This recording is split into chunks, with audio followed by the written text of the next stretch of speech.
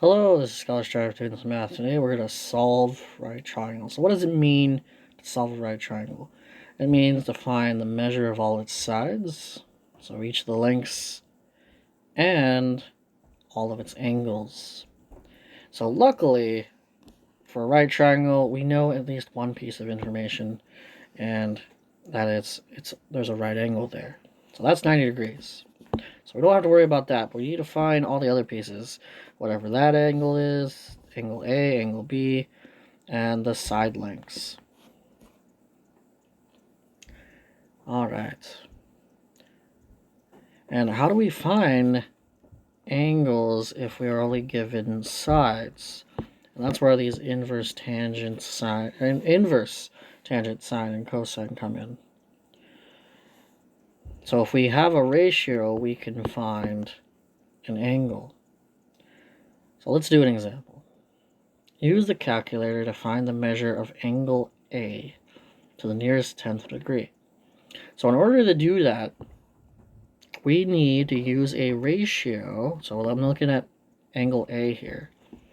We need to use a ratio that we do know. So we need to know two sides. So angle A, so this is my opposite side. So it's always best if you start at your angle and label your side. So this is my opposite side, this is my hypotenuse, and this is my adjacent. So we know the opposite side and the adjacent side. So we're going to remember our SOHCAHTOA and remember which one of these includes opposite and adjacent. And that's tangent.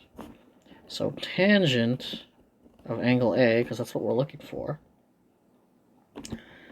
is equal to 16 over 20. So tangent of A is equal to 4 over 5. So how do we get A by itself? To get A by itself, we need to get rid of the tangent somehow, and that is called inverse tangent. So if we're multiplying to the letter, we divide, so for example, let's say we had 3A equals 6. If we wanted to get rid of this 3, we would divide both sides by 3. If we had a plus 3 equals 6, we would subtract 3 from both sides. So we would either add. If we added, we subtract. If we subtract, we add. If we divide, we multiply, divide. If we take the tangent, to get rid of the tangent, we're going to do tangent inverse both sides. So this is going to be tangent inverse both sides. So inverse tangent of tangent cancels out, and we're going to be left with A. So angle A is going to be inverse tangent of 4 over 5. And then we're going to use our calculator. Back in the day, there was quite a few mathematicians, and they took measurements of right triangles, and they put them all in this book. So back in the day, before calculators, you had to use a table. And the table would have everything. So you would figure out what 4/5 is, and then you'd line up, so 4/5 is 0.8, and then you would look 0.8 up in the book, and 0.8 will give you an angle. But in this case, we have calculators. So most calculators, you'll see the sine or the sin, cos, and tan button, sine, cosine, tangent. Since we're using inverse tangent, all you normally have to do is press second on the calculator and then the tangent button, and then it should show up as inverse tangent. So inverse tangent. So once again, if you're using a calculator, you're going to punch second and then tan, and that should give you inverse tan. So you're going to do inverse tan of 4 divided by 5 and then close parentheses. And you're going to get approximately 38.7 degrees. Okay, let's do another one. Checkpoint 1. Use a calculator to find the measure of angle C to the nearest tenth. Okay, so we're using the same one. Let's go ahead and use green. C is right there, so my opposite side is now 20. My adjacent side is 16. And my hypotenuse still stays the same, so we're still going to use inverse tangent. So tangent of C is 20 over 16. So tangent of C is 5 over 4. Okay, now I'm going to take inverse tangent of both sides. So I'll get C equals inverse tangent of 5 over 4. Punch in our calculator, and we'll get 51.3 degrees. Okay.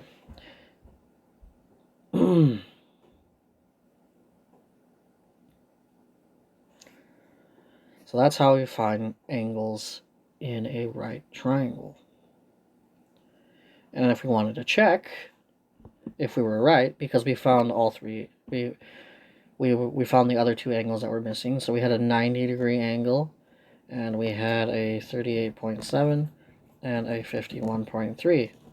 Now when I add all these together, I should get only one number, and that number is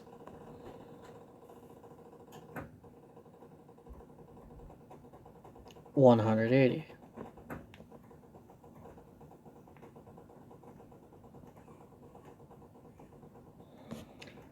So let's make sure we have that going on for us.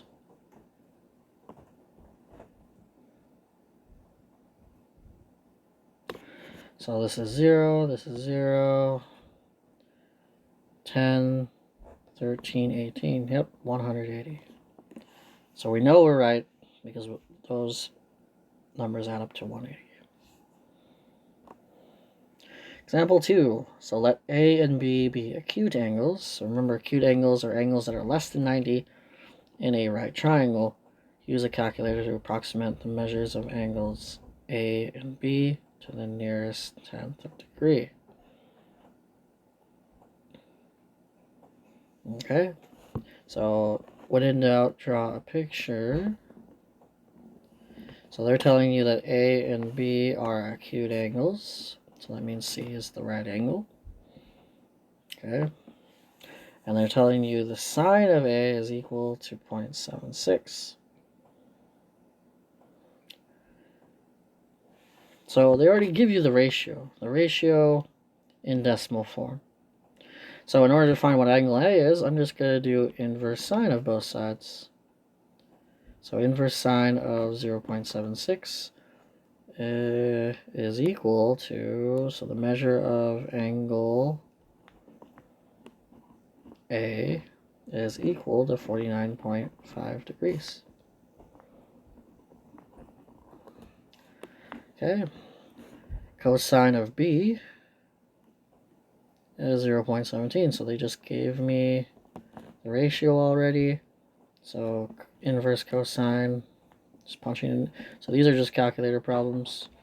Inverse cosine of 0.17. So angle B is equal, or approximately, 80.2. So measure of angle B is 80.2 degrees. Alright, example 3. Going back to the title of this section, solving right triangles. Solve the right triangles. So we need to find angles and the side. So how do we do that? Okay, so they gave us two angles already, so the first step would be to find the third angle. In order to do that, we're going to take 180 degrees, subtract 90 degrees. That gives us 90, and then we're going to subtract 23 degrees to get our last angle, because all three angles added together is 180. Or you could say that the two remaining angles add up to 90. So our other angle here, so angle B, the measure of angle B is equal to 90 minus 23, which is 67. Okay, so we have 67 degrees here, 23 degrees, and angle C. So now we need to find the two missing sides here. Okay, so I'm going to find BC, and let's just call this X, using the sine ratio. You can use other ratios, sine, cosine, or tangent. Well, you can't use tangent on this one because we'll show you. So we're going to use the sine ratio. Sine ratio is opposite over adjacent, opposite over hypotenuse. Sorry. So which one of these, if I go here, if I look at 23 degrees, the opposite side would be X, and my hypotenuse would be 40. So I'm doing sine of angle A here. Sine of A, so A is 23 degrees, is equal to X over 40. So X, when I multiply both sides by 40, is going to be about 15.6 feet. Okay, AC, we're going to use cosine.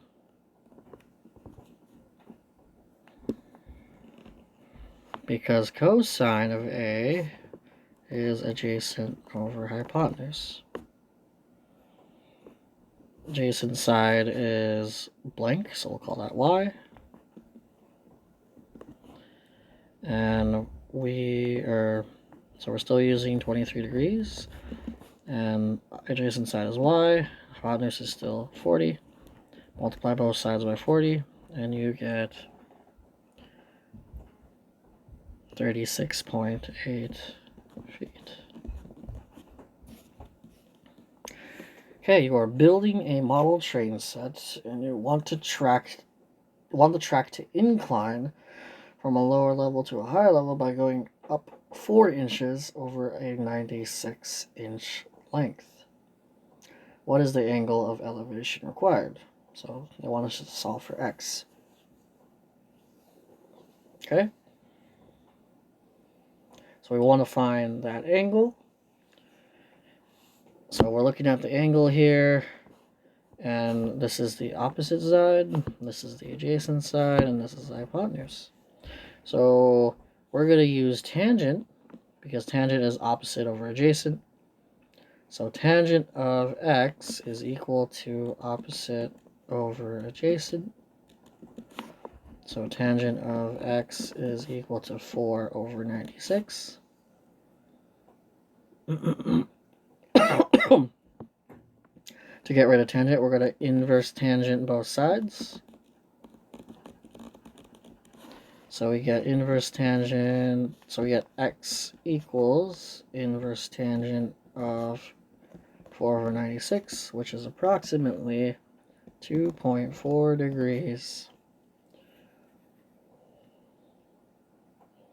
And as you can tell, it probably is a pretty small angle because we're only going up 4 inches. We're just messing with model trains here. We can't make the hill too steep, otherwise the train will fall or not even go up the hill.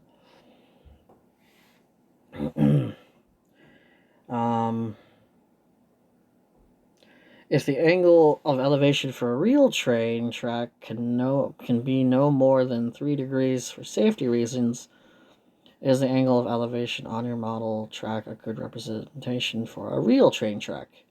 Yes, it is, because our angle is 2.4, which is less than 3. So they told us that the maximum is 3 degrees. Alright. Checkpoint 2. Find the measure of angle D to the nearest tenth if sine of D is, or the sine of angle D is 0.48. So they just want to find the angle, so we're going to just take sine inverse of both sides.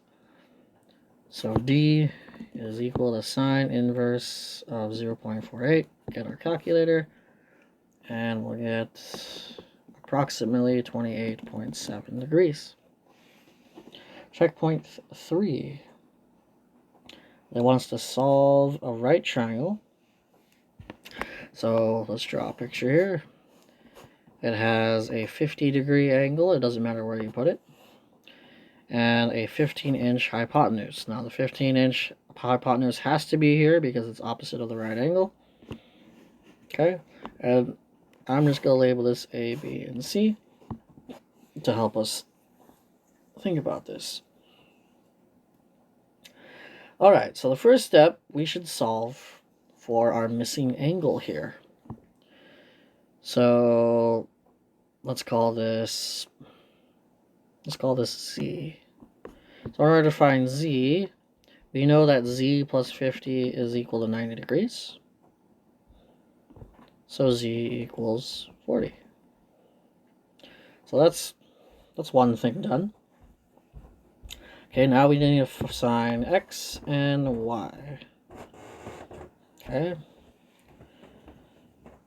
So in order to find X, we're going to use that angle there. So we're going to be using A. So A is right here. So that means this is the opposite side. This is the adjacent side.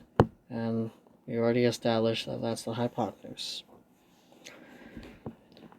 Okay, so I need to use sine, cosine, or tangent. That includes, so we're only going to solve one variable at a time. So let's go for X. So I need something I know, like the hypotenuse, and something I don't know and want, X, which is the opposite side. So I'm going to use sine of 50 degrees because that is opposite over hypotenuse. Multiply both sides by 15. And we'll get X is about